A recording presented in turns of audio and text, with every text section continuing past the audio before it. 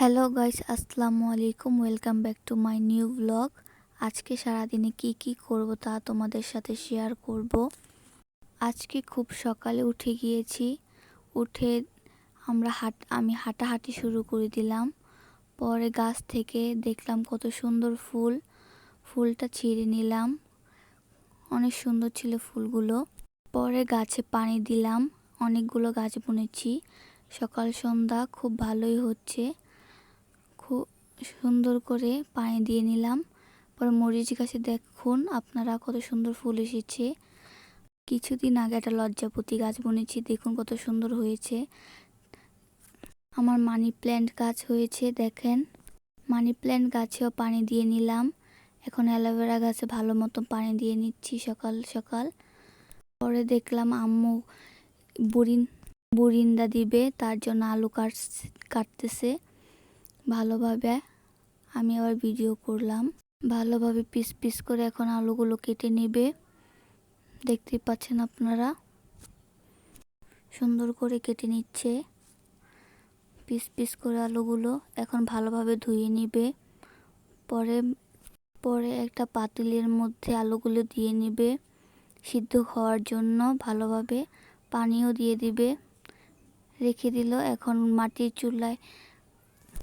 চুলায় বসিয়ে নিয়েছে। এখন ভালোভাবে সিদ্ধ করে নেবে। হালকা একটু লবণ দিয়েও দিয়েছে মাটির চুলায়। তারপর আমাদের খাবার দিয়ে দিলাম। আজকে খাবারে ছিল সকালকার নাস্তা ডিম ভাজা আর করলা ভাজি, আলু ভর্তা আর টমেটো চাটনি। আমি খেয়ে নিলাম, আস্তে আস্তে করে খেয়ে নিচ্ছি। আপনারা দেখতে পাচ্ছেন আমার আম্মু রান্না করেছে, তো ভালোভাবে খেয়ে নিলাম সকালকার নাস্তা। তো এই তো খাচ্ছি। আমার আম্মুর হাতের রান্না কত যে মজা হয় তা আপনারা দেখতেই পাচ্ছেন।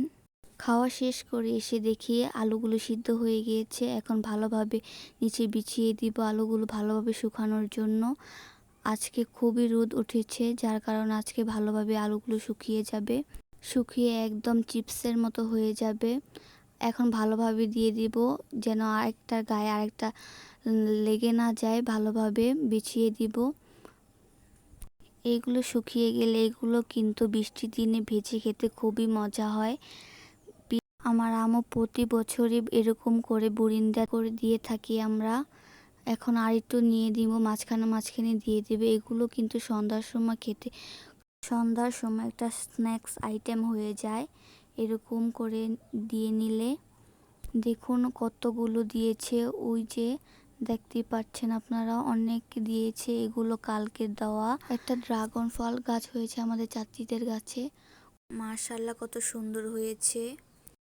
কিন্তু অনেক সুন্দর রোদ উঠেছে, যার কারণে বুরিন্দাগুলো দিয়েছি একদম শুকিয়ে পুরো অনেক সুন্দর হয়ে যাবে, পুরো চিপসের মতো হয়ে যাবে। আজকের ওয়েদারটা খুবই ভালো ছিল। দেখুন কত রোদ উঠেছে। গাছে আবার কাঁঠালও ধরেছে, দেখেন দুইটা। ওই যে আর একটা সুন্দর, কত সুন্দর কাঁঠাল হয়েছে।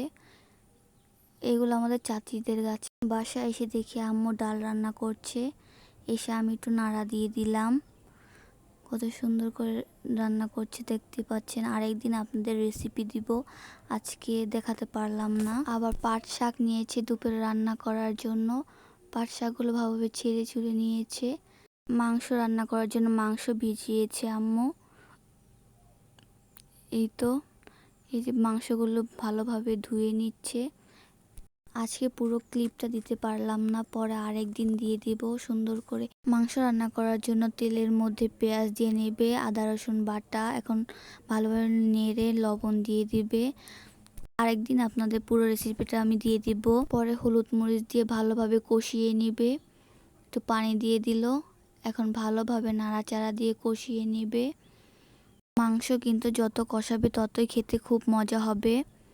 এখন ভালোভাবে আম্মু নাড়াচাড়া দিয়ে দিচ্ছে। মাংস ভালোভাবে কেটে এখন দিয়ে দিবে কড়াইতে, দেখতেই পাচ্ছেন। এখন ভালোভাবে নাড়াচাড়া দিয়ে দিবে, ভালোভাবে কষিয়ে নিবে। এই কষানোটাই কিন্তু মেন, মানে ভালোভাবে কষিয়ে নেবে। এই তো আম্মু দুপুরে খাবার দিয়ে দিল। আজকে দুপুরে খাবারে ছিল করলা ভাজি, শাক দিয়ে মাথা দিয়ে রান্না করেছে, আর ছিল শসা ছিল। এখন আস্তে আস্তে আমি খেয়ে নেব ভালোভাবে মাখিয়ে। আমার মায়ের হাতে রান্না কিন্তু খুবই মজা হয়। এখন আমি মাংস নিয়ে নিলাম, এখন ভালোভাবে মেখে খেয়ে নেব। মাংসটা কিন্তু খুবই মজা হয়েছে, দেখতেই পাচ্ছেন আপনারা। এখন আমি ভালোভাবে মাংস দিয়ে ভাতগুলো খেয়ে নেব, দেখতেই পাচ্ছেন সুন্দর করে।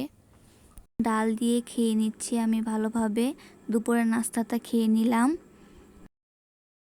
বিকাল দিকে এসে দেখি বুরিন্দাগুলো খুব ভালোভাবে শুকিয়ে গেছে, দেখতেই পাচ্ছেন কত সুন্দর হয়েছে, কালারটা কত সুন্দর এসেছে। কতগুলো বুরিন্দা হয়েছে, একদম রোদে একদম সুন্দর হয়ে গেছে। আজকে এগুলো কিন্তু ভাজলে একদম মুচমুচে হয়ে যাবে। আর এগুলো আম্মু ভাজির মতো দিয়েছে, এগুলো কিন্তু তেলে ভাজলে অনেক মুচমুচে হয়ে যাবে। তো গাইস, আজকের ব্লগটা ছিল এই পর্যন্তই। সবাই ভালো থাকবেন, সুস্থ থাকবেন। আবার নিয়ে আসবো কোনো নতুন রেসিপি। আল্লাহ হাফেজ।